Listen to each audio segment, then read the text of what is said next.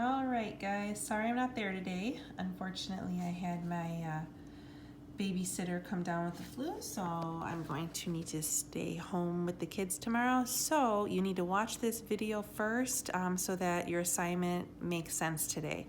So here is your assignment. In your notes packet that you have, you guys will need to complete page 5 through page 13. Okay, so when you turn to page 5, and again, when you're watching this, feel free to pause this video if you need to copy things down. But page 5 at the top, it does tell you a website to go to. Notice the change. You actually need to go to Schoology, and in Schoology, find the link that says Website Interactive Quadrilaterals. So right here, you guys can see on Schoology, if I were to scroll down a little bit here, you're looking for this one that says Website Interactive Quadrilaterals. Click on that, and then once you click on that, I suggest that you guys, it might not open at first, so then just click on this to open it into its own screen, and it should look like this, okay? So what you guys did for homework over the weekend was you actually copied down already these properties from the bottom of page 6, the main properties for a parallelogram. So this should already be copied down. That was your homework from the weekend. And then afterwards, you guys were supposed to complete these problems. So go ahead, pause on the screen if you need to, and check to see how you did on these problems.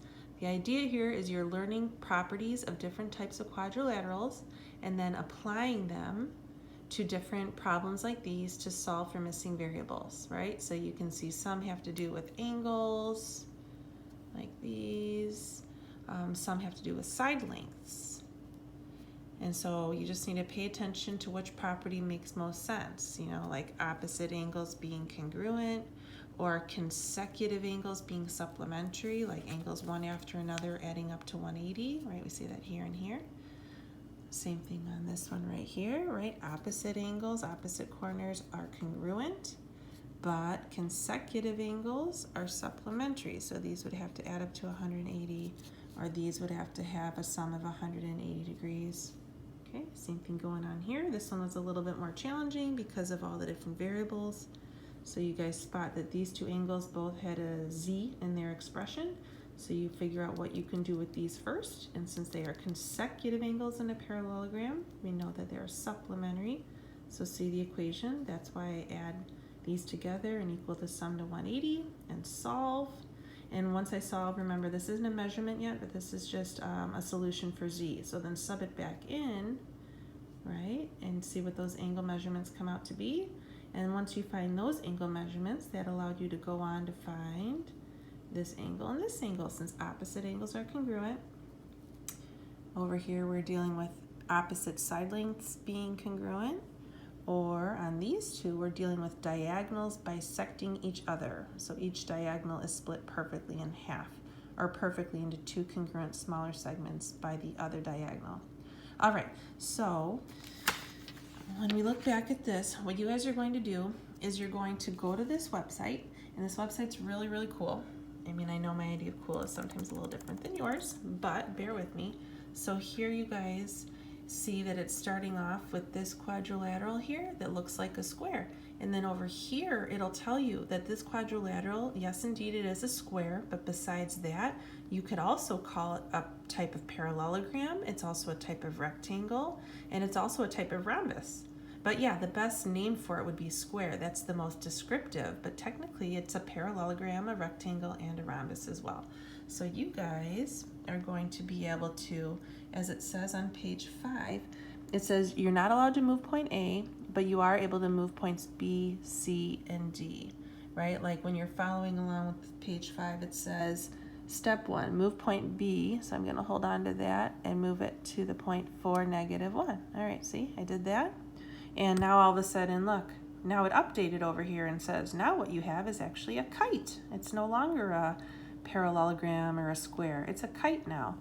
So this little flowchart will update as you move the vertices of this quadrilateral around. Let's see. So then step 2, it says now move point B to 5, -1. All right, move point B to instead to 5, -1. I did that. It's actually not any special type of quadrilateral right now. And then you're just going to keep going with all the steps. And notice that as you're moving things around, especially on page 5, that it'll tell you the lengths of your sides of your quadrilateral. It will tell you your angle measurements on your quadrilateral, how long your two diagonals are, the slopes of the sides of your quadrilateral, and it'll even tell you the angles that the actual diagonals make with each other where they cross, like right in the middle of the quadrilateral there. It'll tell you the angle formed where those diagonals intersect there at point E. All right, so you guys will then go to, I'm going to help you out with some definitions. So at the top of page 6, please copy this down. A parallelogram is a quadrilateral in which both pairs of opposite sides are parallel.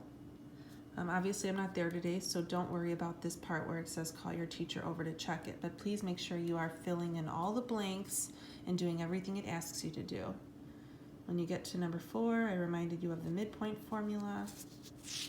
Okay, this part you already did. Here's some pictures to remind you of what those properties mean. Again, just pause this video whenever you need to in order to copy these things down. Okay, I already showed you all of these answers. This was your homework from the weekend, so you should have checked these already and made corrections. All right, when you get to page 8, copy this definition down. A rhombus is a parallelogram with 4 congruent sides. Okay, and then again, just use the website I showed you to answer all these questions, fill in the blanks. You don't need to worry about me checking it, I'm not there. Copy these down at the bottom. Again, this is the bottom of page 8. In a rhombus, all 4 sides of a rhombus are congruent, and in a rhombus, the diagonals are perpendicular. Okay, then you're going to try out these problems, showing that you understand the properties and you can apply them and solve for the variables. All right, when you get to page 10, copy down this definition. A rectangle is a parallelogram with 4 congruent right angles. All right, then go through all the steps, use the website, fill in the blanks, do everything it says to do. Here's a couple properties about rectangles. The angles of a rectangle are all right angles, but also the diagonals of a rectangle are congruent to each other. Right, so those 2 diagonals inside of the rectangle are the same length. Okay, then you'll get to page 11 and you'll complete these problems using those properties you just learned on the last page. When you get to number 3, you'll have to use distance formula or Pythagorean theorem to find the lengths of those 4 sides. Since this is a tilted rectangle, you can't just count up how long the sides are with your finger. You need to calculate the lengths of those 4 sides individually and then find the sum of those 4 side lengths. Okay. Page 12, you'll copy it on this definition. A parallelogram with 4 congruent sides and 4 congruent right angles is actually a square. Okay, follow all these steps, do all these things, answer all these questions, and then when you get to the bottom, read through each of these properties and you're writing out all of the other shapes that have that property. Right, so like list all the other shapes that have 2 pairs of parallel sides. So you would say like parallelogram, rectangle, and rhombus, because all of those shapes also have that property. Okay, list all that apply. And then finally you'll get to page 13 and you will solve all these problems using what you just learned about the properties of a square. All right, so hopefully that helps. Again, it's all about using this website. If you thought you made a mistake at any point, whoops, then remember you could always refresh the site. Okay, you could always refresh it and get it to kind of start over to where it was. Okay, well, good luck out with everything. Have a great day. Miss you guys, and hopefully I will be back on Wednesday. I plan to be there on Wednesday. Okay, so you need to make sure you have all pages 5 through 13 of your notes packet for Unit 8 completed by tomorrow, by Wednesday. Bye.